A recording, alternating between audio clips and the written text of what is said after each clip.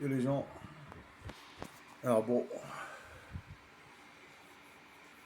l'élève c'est fini. L'autre élève, j'en sais rien. S'il voudrait continuer, j'en sais rien. Mais bon, faut que je vous explique qu'est-ce qui s'est passé. Simplement que les mecs, ils ont dépassé les bornes. Surtout l'élève en question.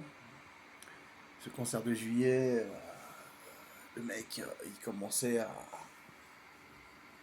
à me poser des questions sur ma vie privée. Donc, imaginez le truc. Euh, Moi, j'ai pas. En gros, je lui ai dit, ouais, bah écoute, moi, voilà quoi. C'est ma vie privée. On n'est pas là pour parler de ça. Il commence à me montrer des meufs sur Instagram pour me dire, ouais, viens manger avec nous, boire un coup avec nous. Je vais te présenter des meufs et tout ça. Parce que lui, pour lui, euh, il voyait pas avec ma meuf, etc. Je sais pas, enfin, en gros, tu vois, vous voyez, il commence à mélanger ce qui est boulot et vie privée. Et un jour, carrément, dans son salon, dans sa maison familiale, les gens de sa famille, ils étaient à l'étage ou peut-être derrière, j'en sais rien. Ils commençaient à me sortir des trucs. Genre, il m'expliquait son travail. Donc, lui, il vend des médicaments aux hôpitaux. Puis, il commence à me sortir que de temps en temps, il se fait une petite infirmière comme ça. Dans sa bagnole. Alors, il m'explique, tu comprends pourquoi j'ai des vies teintées. La dernière, je me la suis faite. Tu t'assieds devant. Voilà, je suis resté comme. Je sais pas quoi. J'ai jamais eu un élève qui m'a fait ça. Je lui ai dit, écoute, c'est pas des choses qu'on peut parler comme ça. Je veux dire, je suis ton prof. Donc, je sais pas si sur le moment, le lendemain, je me suis un peu rangé. J'ai fait un peu comprendre le mal-être qu'il m'a laissé. Le mec, il a commencé à me. Enfin, à me dire des trucs comme ça. Moi, ça m'a foutu mal. Hein, je veux dire. Alors, il y a sa sœur qui est rentrée. J'étais dehors en train de faire la pause, on va dire, en train de fumer une clope. Sa sœur très, je sais pas qu'on pourrait dire, bien habillée, etc., bien maquillée, machin. Elle me salue avec un sourire, avec un regard du genre, je sais pas, genre, je lui plaisais quoi. Alors moi j'en ai profité, je lui ai dit, ouais, ta sœur elle m'a regardé avec des envies de. Enfin, que je lui plais, gros, c'est ça quoi. Le mec, forcément, il a pas aimé, ça l'a mis mal. Mais bon, vu après ce qu'il m'a fait, moi je me suis dit, vas-y, je peux me laisser faire. Hein. Allez, œil pour œil, dent pour dent. J'ai envoyé ça directement dans la jugulaire, quoi. Je me laisse pas faire, moi, des trucs comme ça, moi.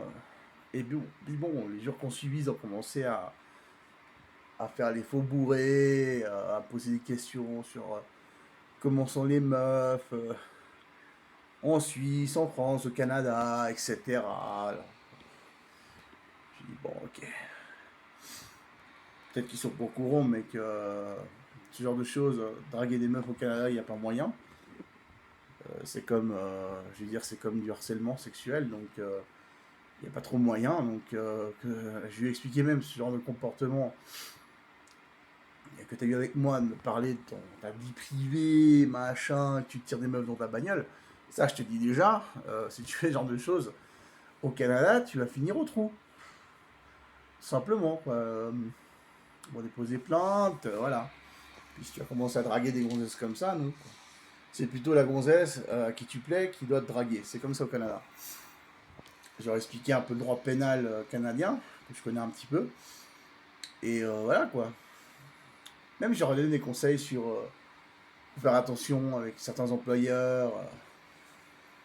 Ils peuvent t'arnaquer, ils peuvent te. Tu vois.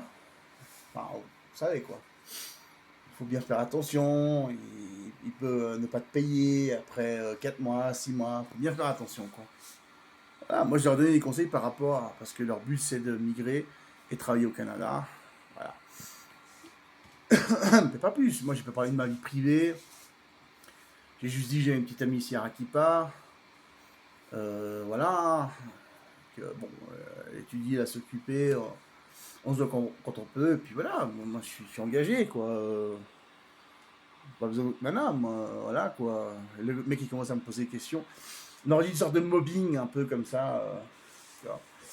Tous les jours, il commençait un peu à s'en foutre des cours que je lui donnais, tu vois. Enfin, vous voyez.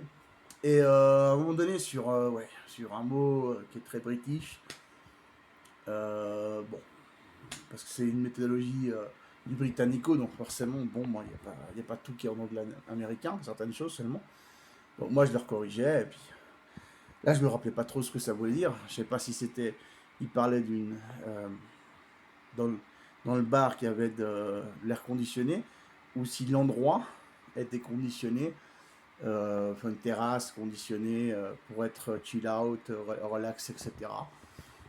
C'était sur un dialogue par rapport, ou bon, un texte par rapport à du tourisme.